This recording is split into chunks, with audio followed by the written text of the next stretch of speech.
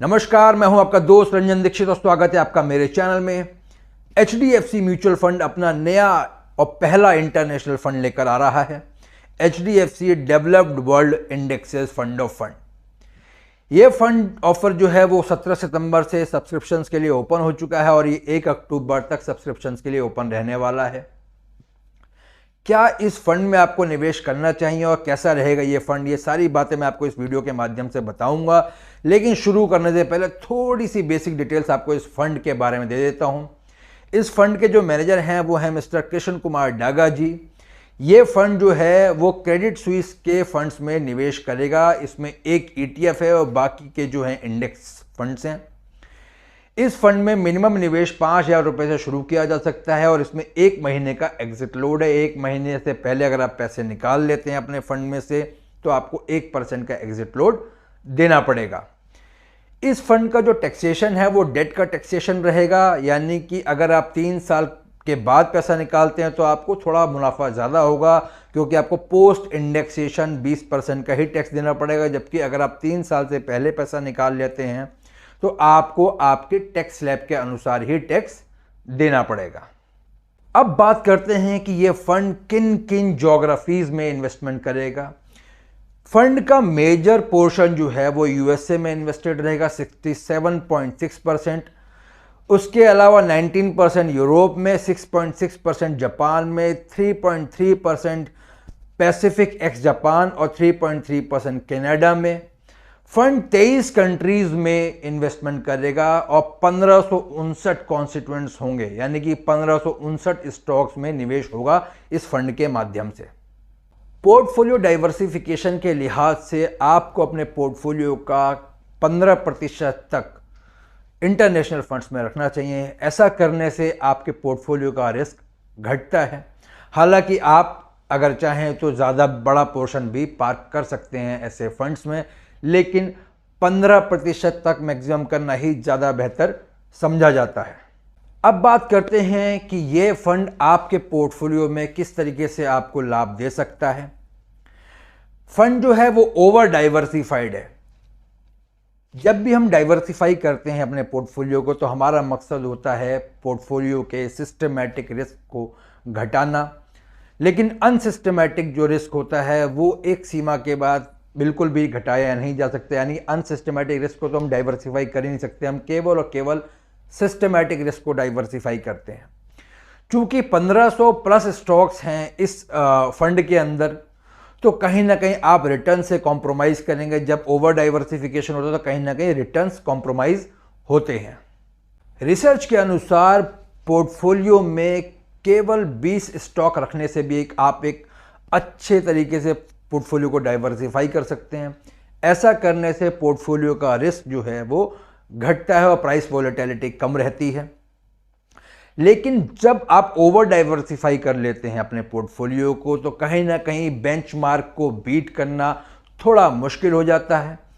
Fund का जो benchmark है वो MSCI वर्ल्ड इंडेक्स है, तो कहीं ना कहीं फंड जो है वो अपने बेंचमार्क को बीट करने में थोड़ा सा मुश्किल जरूर देखेगा आने वाले समय में।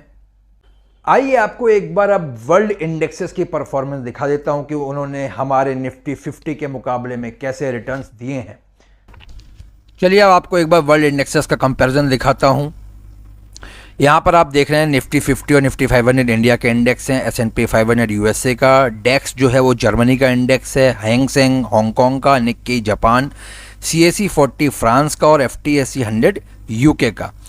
इन सब में अगर आप खास बात ध्यान दें तो जो USA का इंडेक्स है उसका बेटा काफ़ी लो रहता है, यानी कि हमारे इंडिया के जो इंडेक्स है उनके कंपैरिजन में काफ़ी कम रिस्की रहता है। बहुत कम कोरिलेशन है, 0.22% का केवल कोरिलेशन है।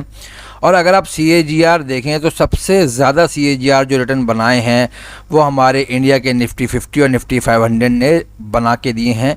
पिछले 21 सालों का ये डाटा है। अब एक बार बात करते हैं रिस्क वर्सेस रिटर्न की। ये डाटा जो है 1 फरवरी 2000 से लेकर 17 सितंबर 2021 तक का है। यहाँ पर निफ्टी 50 और निफ्टी 500 जो हैं वो हाई रिस्क हाई रिटर्न की कैटेगरी में फॉल करते हैं, जहाँ पे 14% का रिटर्न जनरेट किया है निफ्टी 50 और निफ्टी 500 ने। और S&P 500 जो है वो लो रिस्क मीडियम रिटर्न पे है।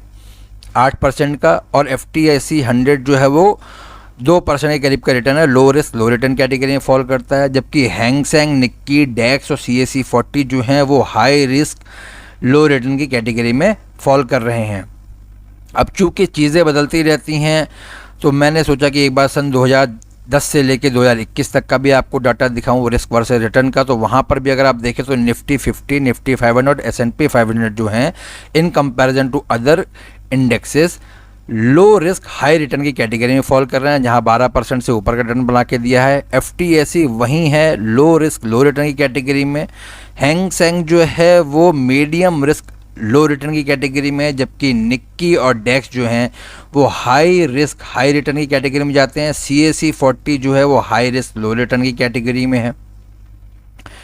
अब एक एनालिसिस सन 2015 से 2021 के बीच की, यहाँ पर भी अगर आप देखें तो निफ्टी 500, निफ्टी 50 और S&P 500 ही क्लियरली विनर हैं परफॉर्मेंस के मामले में। यहाँ पर ये हाई रिस्क हाई रिटर्न की कैटेगरी में जाते हैं, जबकि FTSE वहीं लो रिस्क लो रिटर्न में है।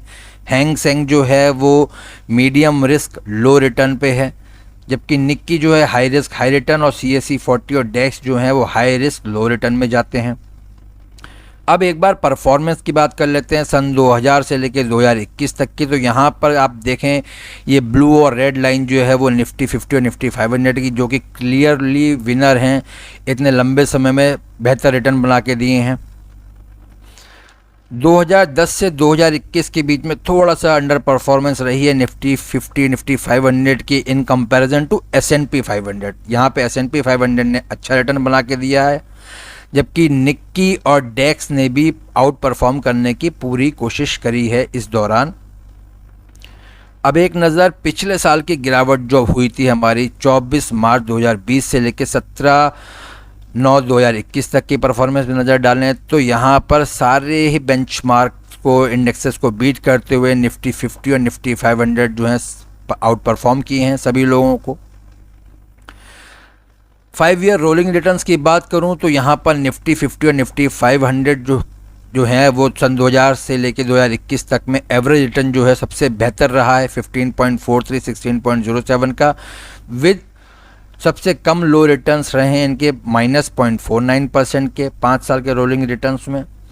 अगर 2010 से 2021 तक की बात करूं तो यहाँ पे S&P 500 जो है वो थोड़ा सा ज़्यादा बेहतर रहा है, कम वोलेटिलिटी के साथ अच्छे रिटर्न्स बनाए, एवरेज रिटर्न्स 11.62% का रहा है। जबकि लोअर साइड में अगर बात करूं तो नेगेटिव नहीं गया, 3.15% का पॉजिटिव रिटर्न दिया है, जबकि निफ्टी 50 और निफ्टी 500 ने नेगेटिव 0.49% का रिटर्न दिया। वहीं पे निक्की जो है उसने भी अच्छा परफॉर्मेंस दिया है।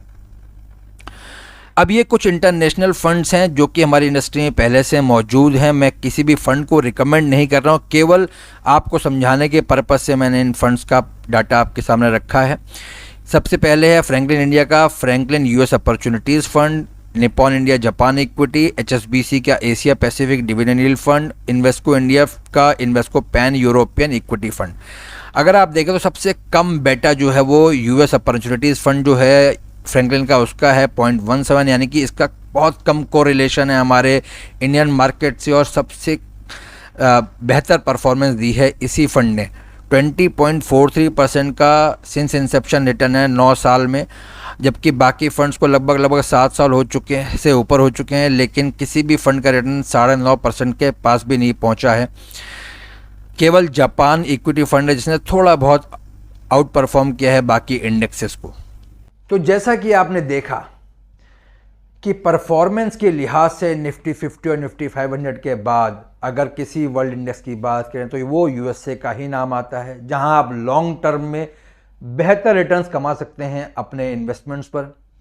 इस फंड में 67% जो है वो USA में निवेश रहेगा आपके पैसों का, यानी कि आप अच्छे रिटर्न्स बना सकते हैं। लेकिन जो बाकी इंडेक्सेस है वो कहीं ना कहीं आपकी फंड की परफॉर्मेंस को थोड़ा सा ड्रैग कर सकते हैं। पोर्टफोलियो डाइवर्सिफिकेशन के लिहाज से ये एक अच्छा फंड साबित हो सकता है, लेकिन बहुत ज़्यादा रिटर्न्स की उम्मीद करना बेमानी रहेगा इस फंड के संग। तो सिर्फ पोर्टफोलियो डाइवर्सिफाई करने के लिहाज से आप इस फंड में निवेश कर सकते हैं।